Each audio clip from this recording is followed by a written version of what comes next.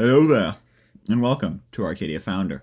My name is Zach, the founder of Arcadia, and today we're going to be talking about how Arcadia survives collapse. Today we're diving into one of the most extraordinary features of the Arcadian Constitution, the Phoenix Protocol. In a world where nations often stumble into authoritarianism when crisis hits, Arcadia took a different route. It wrote collapse into the design. This is more than emergency planning.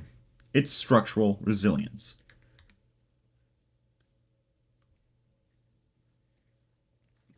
As a wise man once said, the supreme art of war is to subdue the enemy without fighting.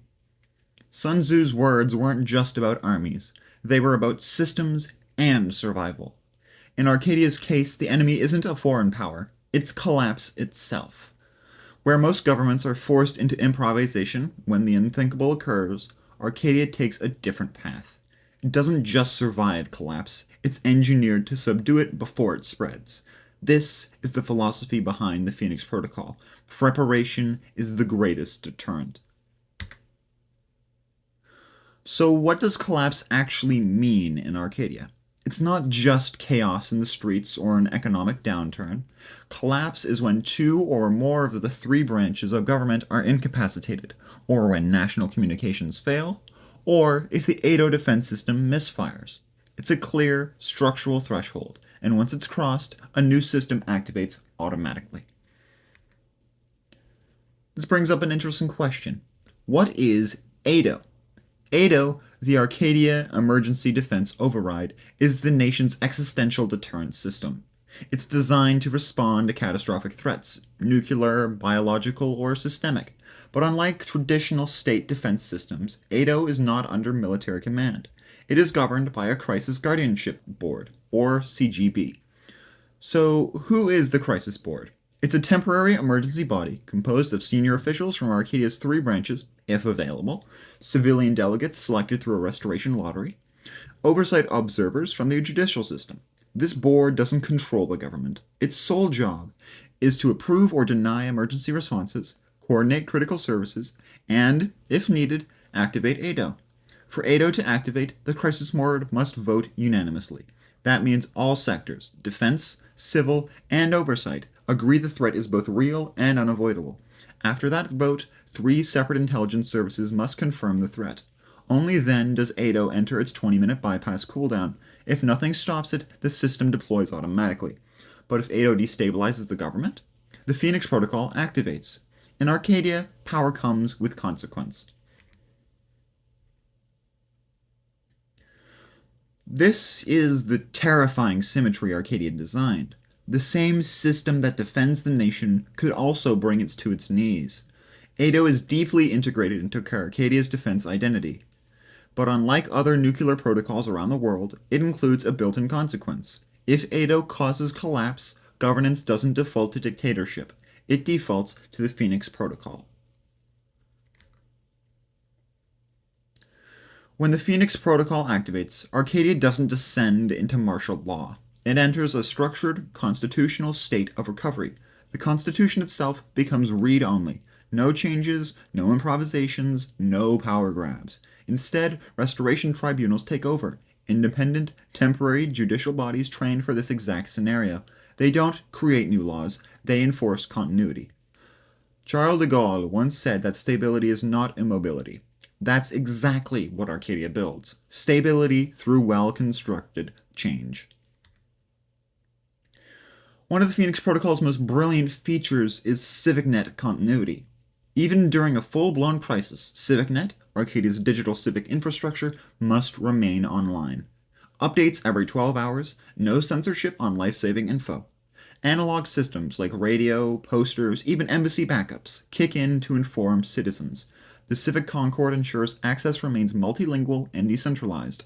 Emergency doesn't mean silence, it means more communication, not less.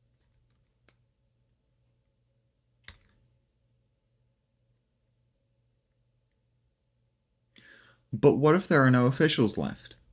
Arcadia answers with the Survivor Sovereignty Clause. Any group of civic-trained citizens can legally form restoration tribunals to maintain constitutional order. These citizens don't seize power, they preserve structure. Their actions are later audited, but during collapse, they are the lawfully empowered continuity force. Arcadia trusts its people, even when the lights go out.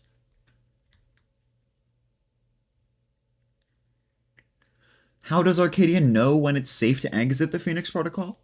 Public dashboards, monthly audits, CivicNet feedback. Restoration isn't just a feeling, it's measured. The 3 requirements for exit are: all 3 branches must be operational, restoration audits must confirm system functionality, a CivicNet public referendum must approve stability. Until then, power is provisional and transparent. Recovery is democratic. So, how does Arcadia stack up globally? In the US, emergency powers typically go straight to the executive, often with minimal oversight. The EU lacks a cohesive crisis doctrine, relying on delayed consensus.